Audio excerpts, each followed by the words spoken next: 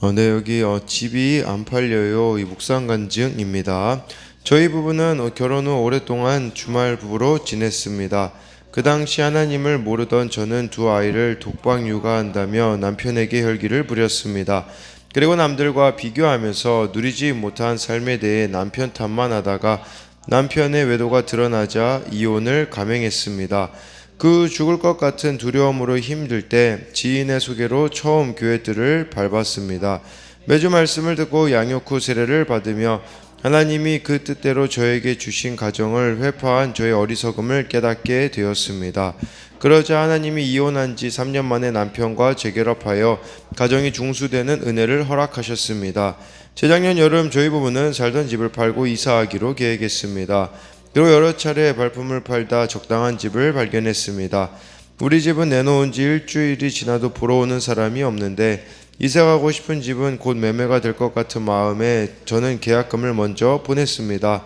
그날 저녁 뉴스를 보다가 폭등을 막고자 대출이자가 대폭 상승했다는 사실을 알게 되었습니다. 문득 이러다 우리 집이 팔리지 않아서 적지 않은 계약금이 날아갈까봐 저는 숨이 쉬어지지 않았습니다. 그러다 이른 새벽에 일어나 예수의 도로 말미암아 에베소에 일어난 적지 않은 소동에 관한 그날 큐티 말씀을 묵상하면서 습관적으로 선동자가 되어 내 생각대로 급하게 행한 것을 회개했습니다. 긴 가문 끝에 갑자기 아침부터 비가 억수로 내리던 날이었습니다. 제가 집이 안 팔려요라고 말하니 남편은 계약금을 날리게 돼도 우리 집은 그대로 있으니 안심해라며 위로해 주었습니다. 그러다 오후에 큰 비를 뚫고 집을 보러 온 사람이 쓱 둘러보고는 바로 계약금을 보내왔습니다. 주님, 집이 팔렸어요. 그날 밤 저는 이사 문제로 죽은 자처럼 되게 하시고 회개한 후 부활하게 하신 주님을 찬양했습니다. 하나님은 이혼과 이사 문제를 통해 독선적인 저의 본성을 죽이고 남편과 교회 공동체의 질서에 순종하도록 하셨습니다.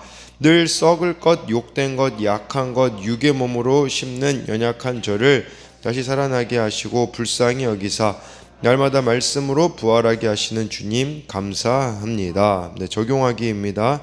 자녀의 진로와 결혼 등 중요한 일들을 남편과 공동체 지체들과 의논하여 결정하겠습니다.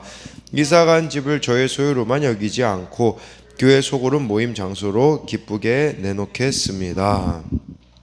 여기 이 집이 안 팔려요라는 이 묵상 간증의 이런 내용처럼 정말 이렇게 집이 안 팔릴 거를 생각해서 이 계약금을 날리게 되는 그런 상황이었었는데 정말 이렇게 이사 문제가 또 해결되어지는 과정을 통해서 죽은 자처럼 되게 하시고 회개한 후에 부활하게 하신 주님을 이렇게 찬양했다라고 이렇게 말하면서 하나님은 이혼과 또 이사 문제를 통해 독선적인 저의 본성을 죽이고 남편과 교회 공동체 질서에 순종하도록 하셨다라는 거죠. 그래서 썩을 것, 욕된 것, 약한 것, 육의 몸으로 심는 연약한 저를 살아나게 하시고 말씀으로 부활하게 해주시는 주님 이렇게 감사하다라고 고백하고 있습니다. 그래서 오늘은 이 고린도전서 15장 35절부터 49절까지인데요.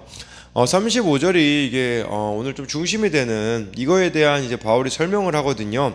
35절에 보면요. 누가 묻기를 죽은 자들이 어떻게 다시 살아나며 어떠한 몸으로 오느냐 하리니 라고 해서 두 가지 질문을 이렇게 바울이 언급하고 있어요. 첫 번째는 죽은 자들이 어떻게 다시 살아나냐 이게 첫 번째고요.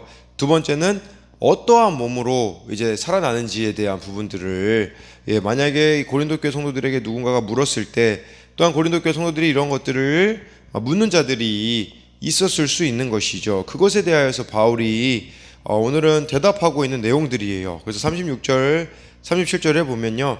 어리석은 자여 내가 뿌리는 씨가 죽지 않으면 살아나지 못하겠고 또 내가 뿌리는 것은 장래의 형체를 뿌리는 것이 아니요 다만 밀이나 다른 것의 알맹이 뿐이로되 라고 해서 바울은 이 부활이 어떻게 가능한지 식물로 이렇게 비유를 들었다라고 할 수 있어요. 그러니까 씨를 그냥 우리가 이렇게 알맹이를 뿌리잖아요. 근데 그게 어떤 모습이 될지는 우리는 모르는 채로 뿌릴 수밖에 없겠죠. 근데 그것이 뿌렸을 때 나중에 하나님이 그 예비하신 그 모습으로 변화되지 않습니까? 씨는 다 똑같아 보여요. 그러나 심겨졌을 때 다른 이런 모습들을 나타내는 거, 그걸 이제 말하는 거겠죠. 그래서 이 37절에 장래의 형체를 뿌리는 게 아니라는 말은 어떤 모습으로 될지 알고 이렇게 뿌린다라는 것은 아닌 거죠. 그냥 알맹이 뿐이지만 그 알맹이가 이렇게 하나님이 정해놓으신 그 형체로 바뀐다라는 것을 말하는 겁니다. 38절에요. 하나님이 그 뜻대로 그에게 형체를 주시되 각 종자에게 그 형체를 주시느니라 라고 이렇게 말씀해 주고 있어요.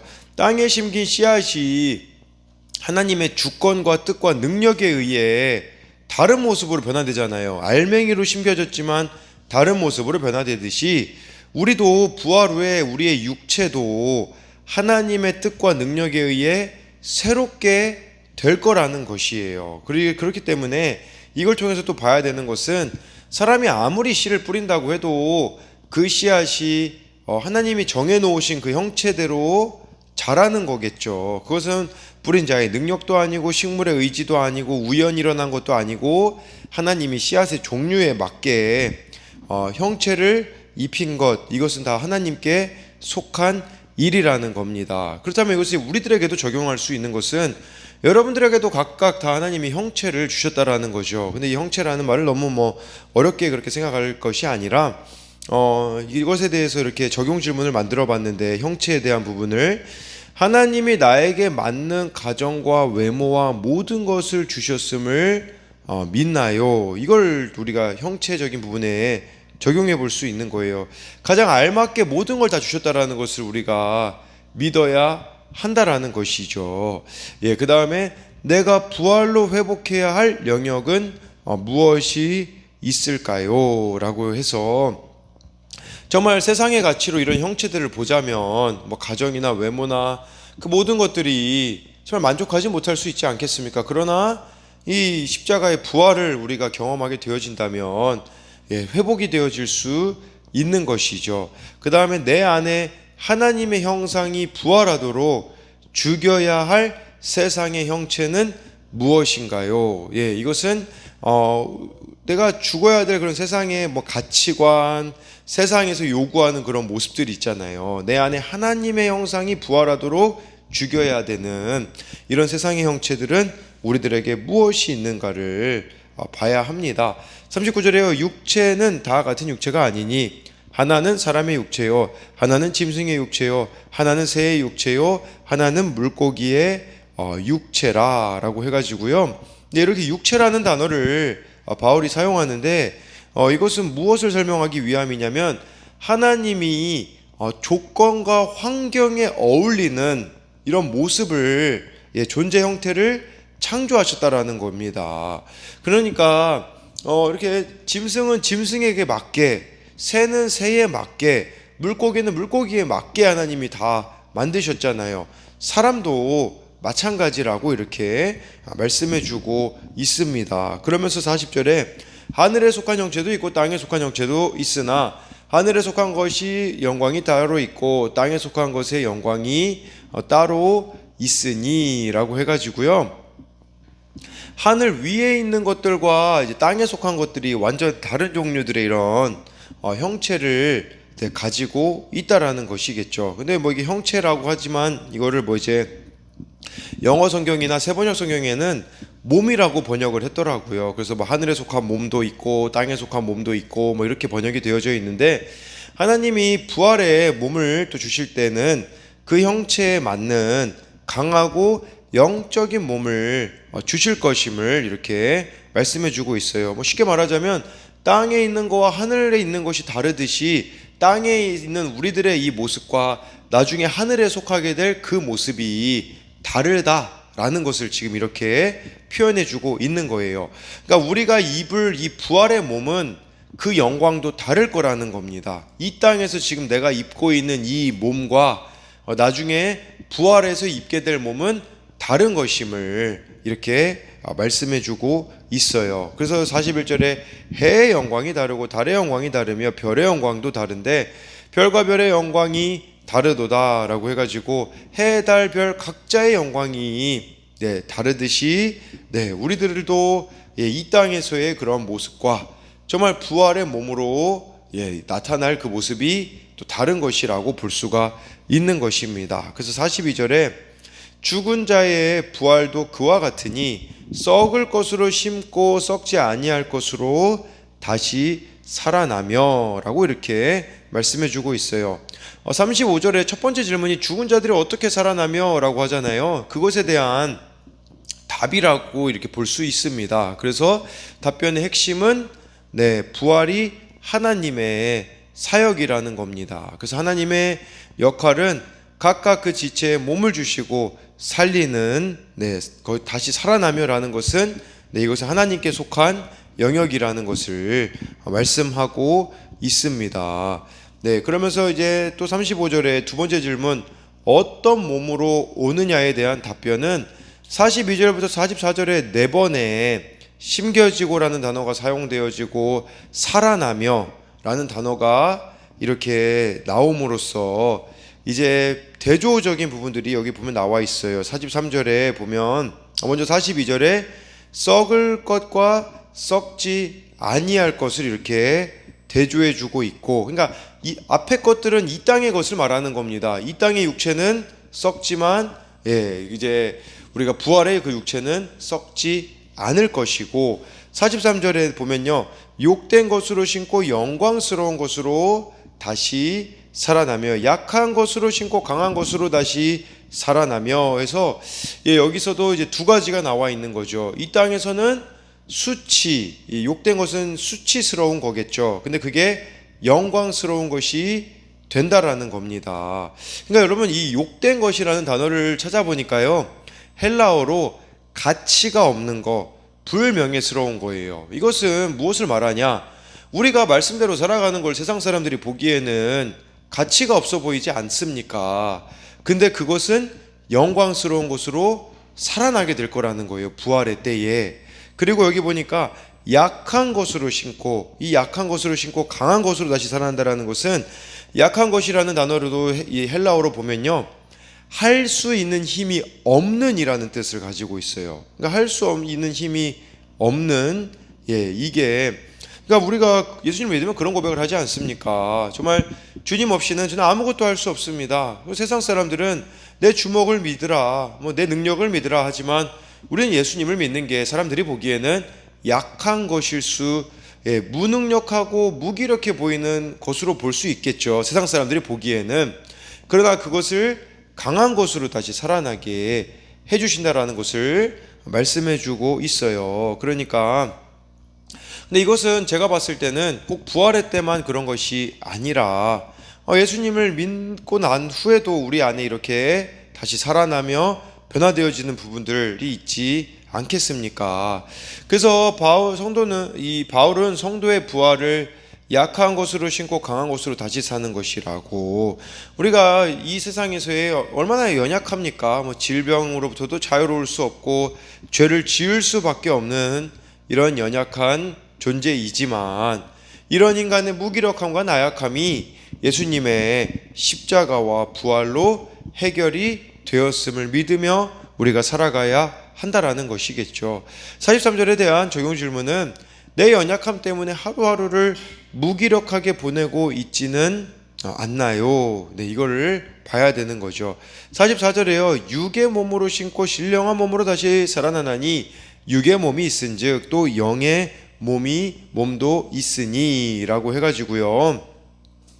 그래서 어떤 몸으로 오느냐, 지금 그거 계속 지금 답을 하고 있는 거예요. 바울이 썩을 것, 썩지 않을 것, 욕된 것, 영광스러운 것, 약한 것, 강한 것, 그리고 44절에 육의 몸으로 신고 신령한 몸으로 다시 살아난다라고 하거든요.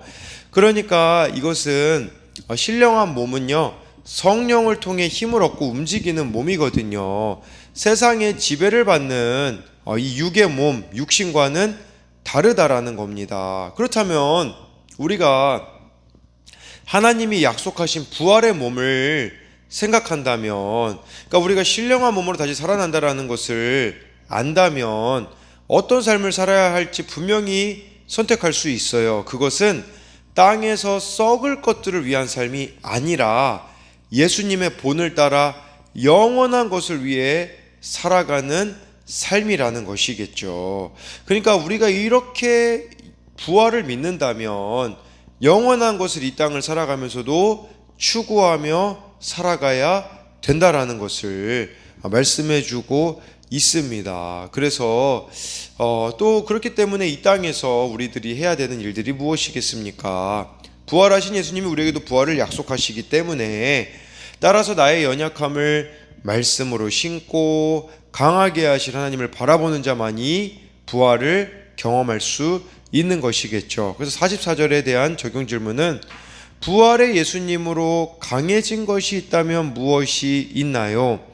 땅에서 썩을 것들을 위해 살아가고 있나요? 아니면 영원한 것을 위해 살아가고 있나요? 45절에 기록된 바 첫사람 아담은 생령이 되었다 함과 같이 마지막 아담은 살려주는 영이 되었나니, 첫 번째 사람 아담, 첫사람 아담은 그 선악과를 따먹은 범죄를 저지른 아담이겠죠. 근데 여기 나와 있는 마지막 아담, 이 첫째 아담이 생령이 되었다 하는 것은 살아있는 생명체로 지음을 받았다라는 뜻이거든요. 그러니까 첫사람 아담이 살아있는 생명체로 지음을 받았다면 마지막 아담은 예수님을 말하는 겁니다. 마지막 아담인 예수님은 우리를 살려주는 영이 되었다라는 것은 영원한 생명으로 살게 만드신다라는 거예요. 그래서 이게 첫사람과 마지막 아담의 다른 점인 것이죠. 네, 그래서 예수님은 영생으로 우리를 인도해 가신다라는 것을 말씀하고 있어요. 그렇기 때문에 고린도후서 5장 17절에 바울은 이렇게 고백하지 않습니까? 그런즉 누구든지 그리스도 안에 있으면 새로운 피조물이라, 이전 것은 지나갔으니 보라 새 것이 되었도다.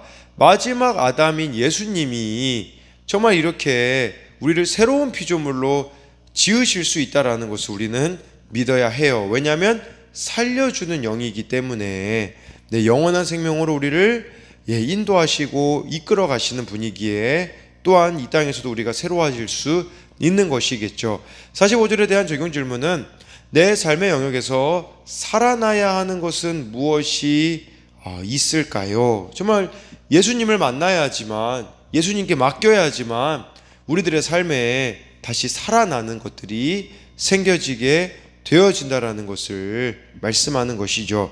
46절 보면요, 그러나 먼저는 신령한 사람이 아니요 육의 사람이요 그 다음에 신령한 사람이니라.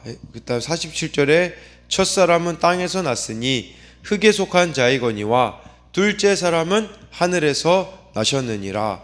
아담과 예수님을 비교하고 있어요. 그래서 여기 먼저는 육의 사람이다. 첫 번째 아담은 육의 사람, 정말 예수님은 이렇게 또 신령한 분임을 말하는 것이며, 47절에 첫사람은 땅에서 났으니 흙에 속한 자라는 거예요. 그러니까 아담은 땅의 흙으로 만들어진 사람이잖아요.